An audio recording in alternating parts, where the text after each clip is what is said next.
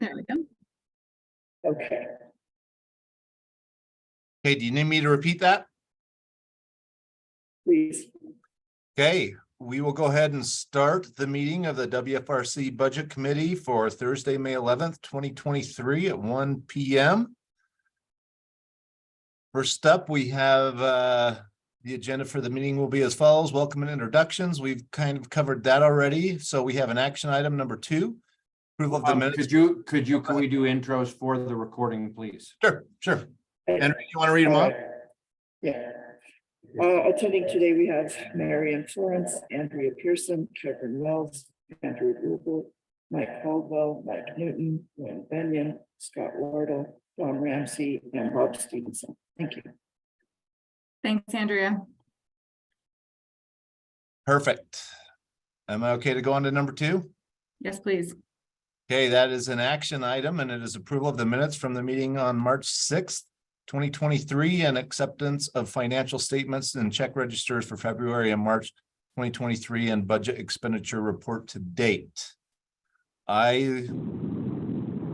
I remember, I don't have any recommendations. I'd be more than happy to take a first and a second on that if anybody's wanted to do so. So moved. I'll make a motion. We approve the minutes as written. Okay, we have a first and a second. Thank you for that. All in favor, say aye. Aye. Aye. Any opposed?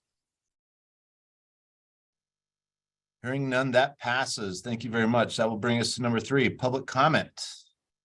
Does anybody have any public comment they'd like to pass along?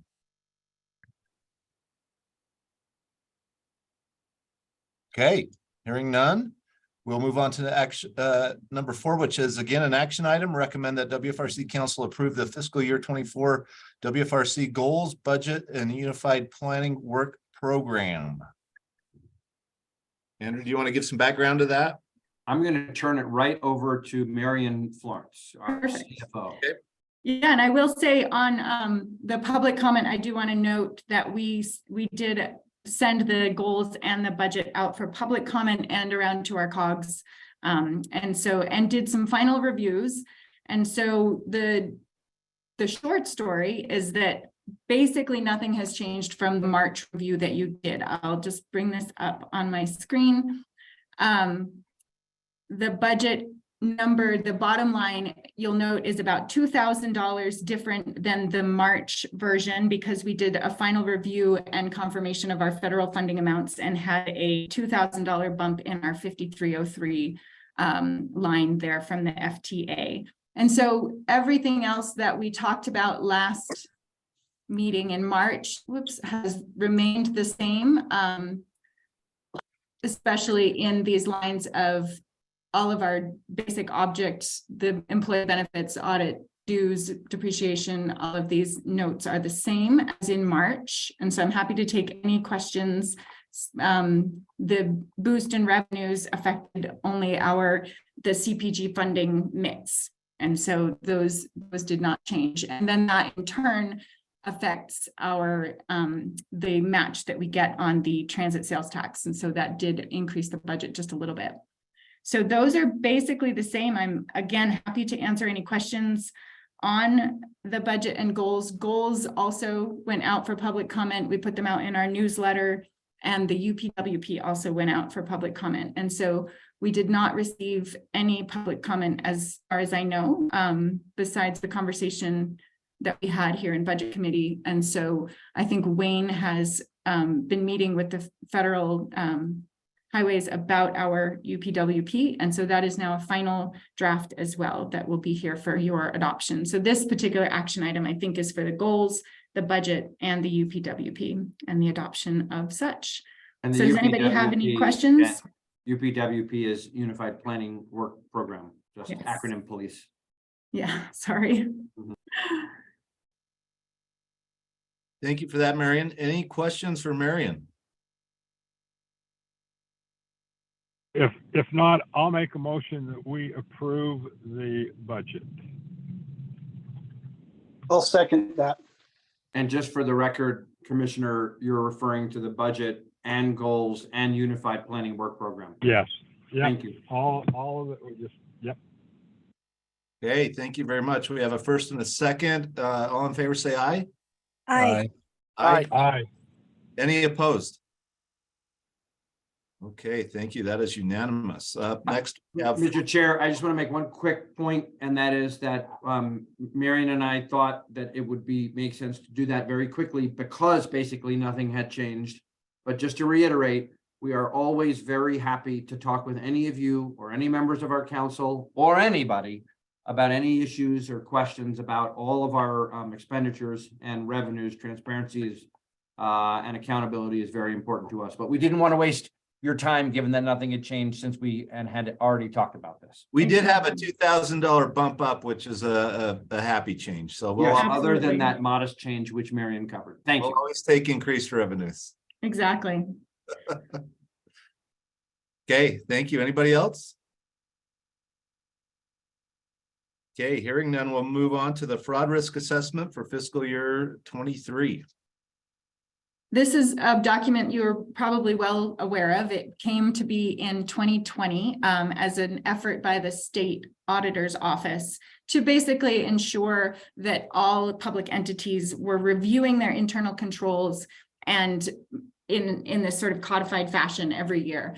We remain at a very low risk level there. You can see 365 is a very low risk because we have really good segregation of duties, primarily good policies that you have reviewed and approved.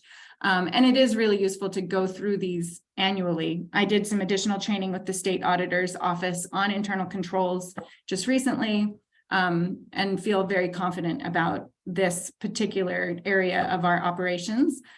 There is a memo that goes with this that you may or may not have seen, but it does go through this line by line just to explain how we got these scores and on what basis we're doing this ranking. But the fraud risk assessment is required for us to submit every year, and we wanted to make sure that you saw that before we submitted it to the auditor, and it reflects our work from this fiscal year, so FY23. And as you're noting, Marion, the memo that explains this in more detail is included in the budget committee packet Yes. that was sent out. Okay, thank you. Happy to take any questions on that. Again, I think you are probably aware and familiar with this form from other areas of your professional life. Will you just scan down to show the bottom? half of Sure. the form, Yeah, please? sure.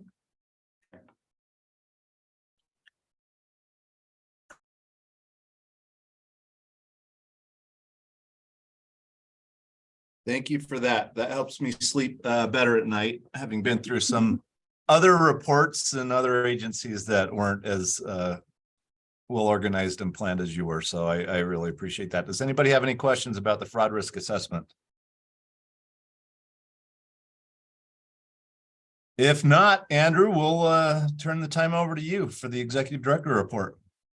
Marion, is it on the fraud risk assessment, do we simply present it, or does the budget committee need to accept that and, vote to approve it? They don't need to vote to approve it. I think it's Okay. something that's it's a report that we provide that I Okay. want to make sure that they see. Okay, thank you. Marion, thank you very much. Marion, Wayne, Kevin, Andrea, obviously a lot goes into doing all of this work. And I really appreciate the whole team being so careful in all of the work that they do. Mr. Chair, my only report would be just one to look ahead. The council meeting, of course, is on May 25th, our full WFRC council. And with regard to budget items, with you all having approved now the budget goals and work program, that would move on to the council with your recommendation for final approval. That would be the final step in adoption of the budget goals and work program for FY24. And Mayor Caldwell, we would presume to handle that in a similar fashion to what we've done in the past, which is that you could briefly present it, noting that almost nothing has changed. And so in the interest of time, not going through a whole presentation, yet noting that we're obviously here to answer questions. Does that sound like an acceptable approach to you? Sounds great to me. As you've heard me say a number of times, short meetings make for long friends. So we'll be brief and open it to questions if anybody has something they want to drill into. We'll give them. Sounds good. Well, we can accommodate the short meetings now because we're basically out of items to cover with you all today. I can't quite make the same promise for our council meeting on March 25th. But it's going to be terrific nonetheless. So that's all we've got for you. Which makes Caldwell the better chair than Ramsey, because I cannot guarantee a short meeting. So sorry. It's out Can of I your say- control. can I- True, that's Anyway. Can I say amen to that? That's not. Look, Don, here's what you got to figure out, is if you live north of Salt Lake County, you learn how to be quick with everything you do. Because we're in southern Idaho.